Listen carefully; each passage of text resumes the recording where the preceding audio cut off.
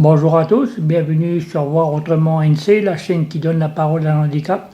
Ben voilà une nouvelle vidéo, on va parler personnes en situation de handicap, un interview. Donc j'ai été invité à venir faire une interview, donc elle va se présenter. Si ce n'est pas encore fait, ben, abonnez-vous, c'est gratuit, cliquez sur la petite cloche pour recevoir une notification et je vous dis à tout de suite pour la suite de la vidéo. Bonjour, tu peux te présenter s'il te plaît? Bonjour, je m'appelle Michel Albin, je suis l'épouse de Christophe et on est dans notre domicile en ce moment. Tu es venu faire ton reportage à la maison, on t'a invité et je suis contente de venir, de faire un petit reportage pour ta chaîne pour vous présenter un petit peu ma vie. En gros, moi, ça fait plus de 20 ans que je suis en situation de handicap et puis et ça fait 2 ans que je suis avec mon conjoint. On mène notre vie ensemble. En gros, ce que je fais de mes journées, c'est que je m'occupe de lui, je m'occupe de la maison. Et ça me prend beaucoup de temps et d'énergie. Donc voilà. Ce que j'aime faire à la maison, c'est l'entretien, la cuisine. Surtout la cuisine. D'ailleurs, je vais faire une petite parenthèse parce que moi aussi, je me mets en scène un petit peu.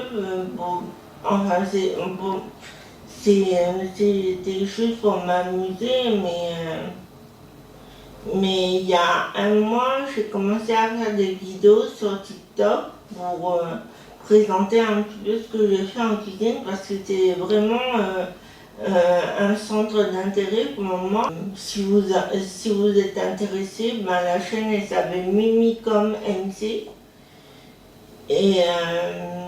Et puis là-dedans, je partage les recettes, mes recettes coup de cœur, mes petits plats mijotés, et puis je le fais quand j'ai le temps, et puis parce que c'est vrai qu'à côté, ma priorité, c'est de travailler, de m'en sortir dans la vie, dans ma situation, parce que c'est vrai que quand on est porteur d'un handicap, on a beaucoup de contraintes par rapport à une personne lambda qui a toutes ses facultés physiques. Du coup, j'ai beaucoup de contraintes, ne serait-ce que pour l'entretien, pour la cuisine, je ne peux pas faire les choses très très vite. Et je ne vais pas rentrer dans les détails,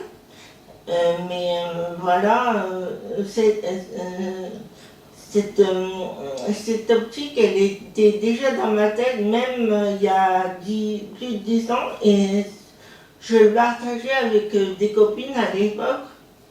D'ailleurs, je vais vous les citer, il y a Charlotte et Athénata, et moi. Charlotte, Ascendata et moi, et de là est née une idée de monter une association. Et je ne sais pas si vous la connaissez, mais elle s'appelle les Robinsons. Et voilà, cette association, normalement, à la naissance de cette association, elle est partie de cette envie d'aider les personnes handicapées à, à faire valoir leurs droits et leurs devoirs dans la société, parce que qu'on veuille bien l'accepter, une personne handicapée, même si elle n'a pas toutes ses facultés physiques, c'est comme un citoyen et une personne à part entière, et ça, il faut le reconnaître quand même. C'est pour ça que il y a encore des choses à faire dans la société, et le fait de demander une association, ça permet aussi de porter la parole et puis de porter la parole, de se faire entendre et puis quelqu'un un petit peu taper du poing sur la table. Si on n'est pas d'accord quand même, parce que voilà, il y a quelque chose à faire dans la société et puis quand on est tout seul, on a du mal à s'entendre. C'est pour ça qu'on a besoin d'être, de se réunir en association, comme dirait l'union fait la force. Alors voilà, c'est mon petit témoignage. Je ne suis pas une main active parce que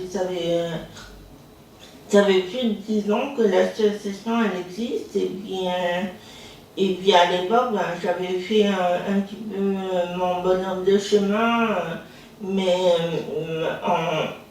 en secrétariat et tout. Mais à l'époque, en 2014, il n'y avait pas tout.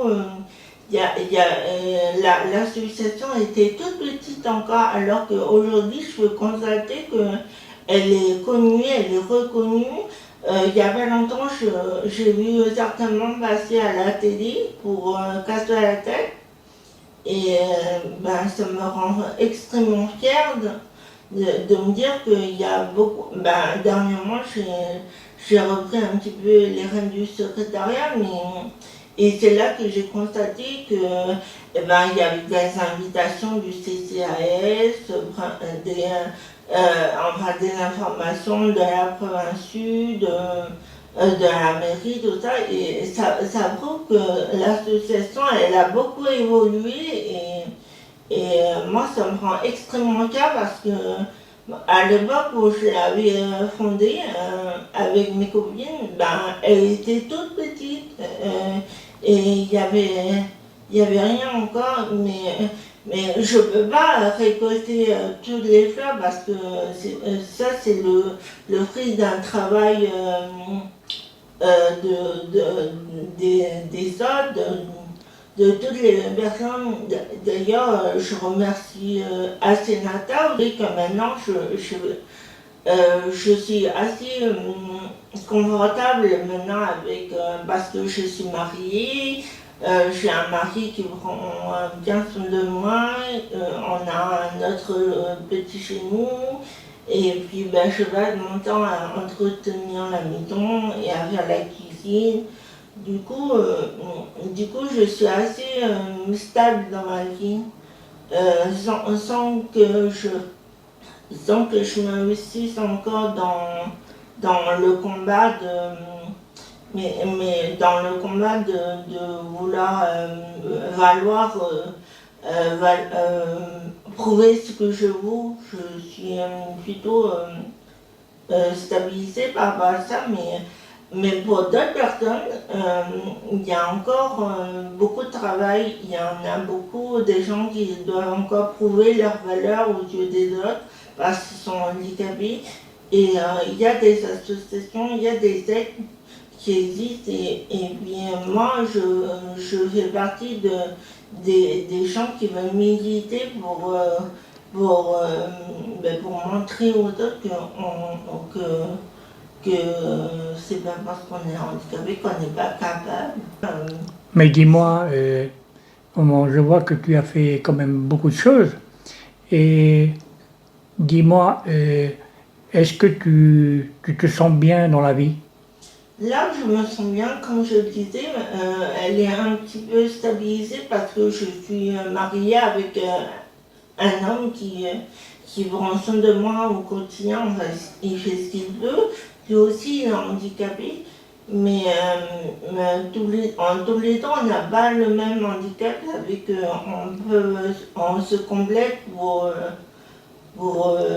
chaque difficulté et puis c'est vrai qu'on arrive à nous entretenir tout seul parce que comme je l'ai dit précédemment, l'union fait la force. Quand on est plusieurs, on est plus fort. Dans notre couple, on est plus fort quand on veut se promener, on reste ensemble parce que moi de mon côté, il y a les trottoirs, il y a beaucoup de choses qui se sont améliorées, faut le reconnaître, parce que là on est en ville, du coup je dois reconnaître que je peux m'en sortir toute seule sur certains trottoirs parce qu'ils sont bien. Mais je veux dire que même si on est en ville, il y a des endroits où je ne vais pas m'en sortir. Donc je suis bien contente d'avoir mon mari à côté. Lui, il n'est pas en fauteuil, mais je veux dire qu'il m'aide à descendre les trottoirs en sécurité. Et ça c'est encore une chose qui est difficile. Je ne sais pas si c'est difficile pour les autorités de comprendre, mais l'accessibilité, c'est vraiment important pour les personnes handicapées parce que comme je dis, on est des citoyens comme les autres et voilà, on a tous le droit de se déplacer à notre guise et puis voilà, ne serait-ce que pour se promener. Oui. Bon, je vais à m'aventurer sur ce terrain parce que c'est un peu politisé. Mais Voilà. comment, malgré tout ça, comment tu penses que les personnes en situation de handicap, pour celles qui veulent, vraiment, on peut faire des choses? Oui, tout à fait. Mais après, c'est une question d'adaptation et de volonté et d'adaptation. Je veux dire, je vais citer la phrase qu'on connaît tous, quand on veut, on peut. Mais après, pour une personne handicapée, les personnes handicapées, ils croient que c'est facile à dire, mais c'est pas facile à le faire. Mais il faut se donner du courage, faut se dire qu'une personne handicapée, elle doit redoubler les efforts pour arriver à un objectif. Et si elle veut vraiment l'atteindre, du coup, elle doit avoir beaucoup de courage, c'est tout. C'est une question de volonté et d'adaptation aussi. Parce qu'il y a toujours des petites astuces pour qu'on puisse s'adapter. Tout le chemin mène à Rome. Yes. Alors dis-moi, d'abord je vais te remercier beaucoup pour ton témoignage parce que tu as été très efficace dans tes propos, tu as dit les choses qu'il fallait dire. Donc pour ma part, je te remercie de m'avoir accueilli dans ta maison pour cette petite interview. Et puis je vais te souhaiter une bonne continuation, une bonne santé, prends bien soin de toi, et puis te dire aussi de passer de très bonnes fêtes. Et puis encore merci de m'avoir accueilli chez toi. Merci Michel. Et c'est toujours un plaisir ça sera toujours un plaisir de t'accueillir à la maison, même si c'est pas pour faire un reportage, mais j'avoue que j'aime beaucoup ta compagnie et puis ton expertise et ta sagesse. D'accord, je te remercie beaucoup. Bonne journée, à Au bientôt. revoir.